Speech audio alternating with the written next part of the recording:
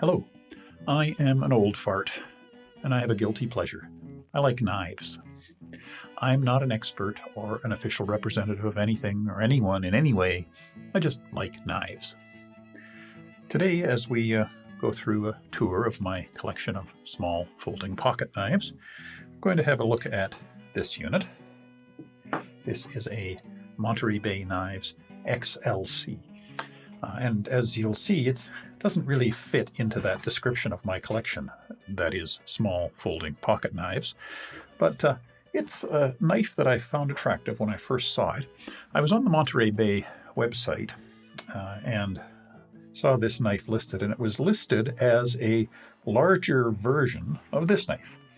This is the Monterey Bay Knives EZC, or EZC, if you live in the only country in the world that pronounces the letter that way. And the XLC was described as just a larger version of this one, which I like very much. And as you can see, they really do look identical. Same design, same shape. And if you open the blades here, it really is just a larger version of the EZC. Well, I like the EZC, and so I thought the larger version might be worth trying. That's why I picked it up. It was an impulse purchase, and to be honest, I probably shouldn't have. It is a fine product, very well made. We're going to go through that, but not really my thing. It's a big knife, and I describe myself as collecting small pocket knives. This is way out of that range, but I am keeping it because I like having the complete family collection of Monterey Bay knives. So let's go through this. Formally, this then is the Monterey Bay Knives XLC, usually called the MBK XLC. Monterey Bay Knives is a Monterey, California company, started and operated by a couple of fellows, including Ray Laconico. Ray is a noted knife designer, and this is really a classic Ray Laconico design. His designs are typically symmetric, straight lines, curves, a decorative groove down the center, beautiful, simple blade shapes. Really a classic Ray Laconico design. So they're designed at MBK in California. They're manufactured in China. I'm not sure where, but it's really well done. Really good tolerances, good finishes, excellent fit and finish. Just a beautiful piece of manufacturing. The mechanism is a flipper, as you just saw, and it is a frame lock knife. So for closing, there's internal milling on both sides, so there's lots of room to get your thumb in there and engage the lock, and then do a close. The blade operates on caged bearings, very smooth, very fast flip. Let's talk about the size. This is a big knife, hence the XL in the name. We'll measure it a few standard ways. My standard measure. So this knife is 1.2 pocket calculators. And we should compare it to a few other things. So we've already done the important one. It's advertised as a big version of the EZC. Well, you can certainly see it is that. It's much bigger than the EZC. It is a big knife. Let's compare it to other big knives in my collection. I don't really collect big knives, but I have a few. Here's a large Sabenza. It is slightly larger than a large Sabenza, just marginally, a couple of millimeters larger than a large Sabenza. It is slightly larger than a 940, larger than a 940. It is slightly larger than a Paramilitary 2. So this is a big knife. And it has a corresponding weight. It's heavy. It's 107 or 108 grams compared to like 70 for the Benchmade Mini Griptilian. And you feel that weight. It's a solid block of metal. The blade is really beautiful. It's 3 3/4 inches long, so it's well into the over 3-inch territory if you live in a place where that's a legal threshold. Beautiful drop point shape. I just love the blade. Elegant lines, full flat grind, really pretty. It's satin finished, Unfortunately, it does show fingerprints, and I forgot to polish it before making this film. Ugh, look at that. And it's M390 steel, which is a premium steel. Holds an edge really well, takes a really good polish. Back to the body for a second. It is a frame lock. It is an integral frame lock, which is one way it's different than some of their older knives. So this is a single piece of metal here, including the lock bar. One piece of metal, all just done with milling. Only the clip is a separate piece of metal. So an integral frame lock. Speaking of the clip, there is one. There it is. You note the clip has the same design language as the knife, that beautiful, simple, symmetric ellipse shape. The groove down the center of the knife is matched by the groove down the center of the clip. So milled titanium clip. Unfortunately, shallow carry. I like deep carry clips. And you can get clip upgrades. Monterey Bay sells Timascus clip upgrades. So you get that beautiful shimmering color on the titanium. They're expensive and not really my thing, but they're available. And there is a lanyard hole if you care about that. That's the only real difference with the EZC, is that there is a lanyard hole. I didn't put a lanyard in this knife. I do in some. On this knife, I just think it would look a little weird. The hole is off to the side, probably appropriate. And with such a large, symmetric knife, I think having something dangling off one corner would just look weird. So I didn't do a lanyard. Final thing I'll mention while talking about the body is, unfortunately, this knife is very much not ambidextrous. If you're a lefty and care, no. First of all, there's no option to move the clip to the other side. No mounting holes. So it is right-hand carry only. No mounting holes on this side. It's tip-up carry only. And being a frame lock, of course, the closure is very much one-sided. Right thumb closure is quite easy. Lefties, I don't know, can a left-handed person close a frame lock left-handed? You probably can. I can't. I'm scared to death that I'm going to slice my thumb off trying to do that. So, not an ambidextrous knife. And as far as I know, there is no left-handed version available. No good reason that they couldn't make one, but I don't think their volumes would support that. So, let's talk some things I like and don't like. I like the body of this knife. I like the simple lines, the integral frame. The blade, when closed, is just perfectly centered. It's just a really fine piece of machinery. I like the fact that there's very limited writing on it. It's muted. The only writing is the MBK logo there, which is quite subtle and elegant, and Ray Laconico's name on the back of the spine, and that's it. They don't bother writing the made in wherever, the model number, the type of steel, and all of those other decorations that are so common on blades. Muted and elegant is the approach for this. I've already mentioned that I really like the blade shape. I like Ray Laconico's designs. I think that is a beautiful drop point blade. It has good action. If you watched my video about the EZC, I said that I liked it, but that I found it hard to open, that the detent is so strong that it was a challenge to get it to flick open.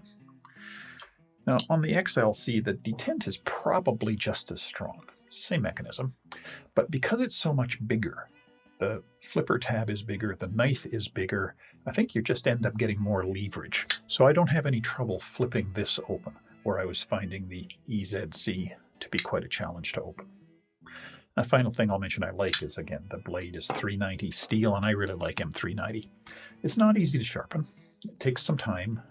With diamond stones, it does work, but it takes a really high polish. You can easily bring it up to a beautiful mirror finish, and it lasts a long time. Very good wear, and very corrosion resistant. So, a beautiful blade. And there are some things I don't like about this knife. First of all, again, I'm going to mention the size. Before we get to the size, I'll just maybe say I'm not sure the design works for this knife.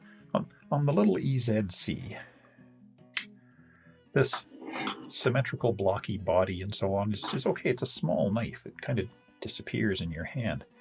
But on this huge monster, I'm not sure that design works. It's a little blocky.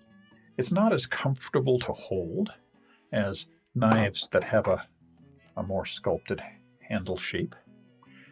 And it just looks a little bit over massive, I think. So I'm not sure the design works, but it's certainly pretty.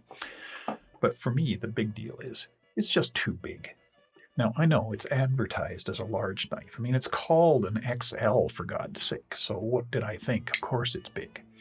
But it's just a little weird. It's bigger than big knives in my collection, like the Savenza, the Inkosi, the 940, but with the shape and design of a gentleman's knife. So, what are you trying to be? So for me, just a little too big. Next thing I'll mention is that one-handed closing, not difficult. There's lots of room.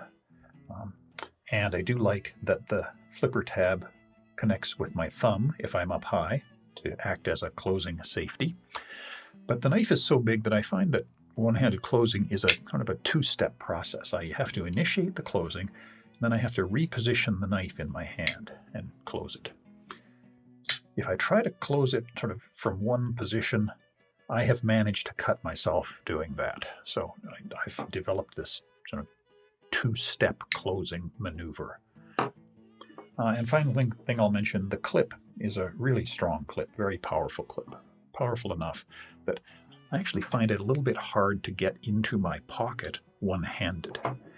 It's grabbing so tight on the edge of the pocket fabric that it doesn't easily slide in. Now, that's also a good thing, of course. It doesn't easily slide out, but I'd like it to be just a little easier to drop into my pocket. So I hope those come across as minor complaints, because they certainly are. Now let's go through my internationally unknown rating systems. First, NTGK, my non-threatening gentleman's knife. Now, I think we should say right up front, this thing is not trying to be a non-threatening gentleman's knife, and it isn't. But I'll go through my rating system anyway, just for fun. On the non-threatening side, I'm going to give it a B. The good is the simple shape. It's unadorned, it's free of threatening decorations, and that's good. The bad is really two things. One is it's just scary big. Okay, you can't bring a blade that big out in an office setting without scaring people.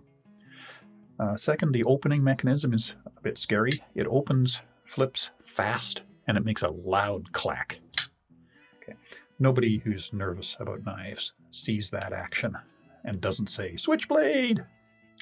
And as with most flippers, there really isn't any way to open it slowly or one-handed. So if you know you're in a nervous environment, there really isn't anything you can do except flip it open.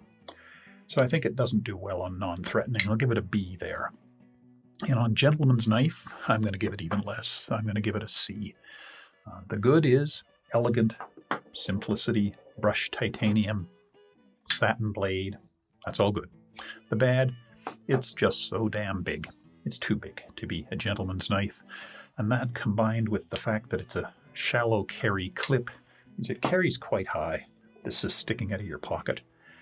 And that big hunk of brightly polished titanium sticking out of your pocket causes people to say, "What's that?"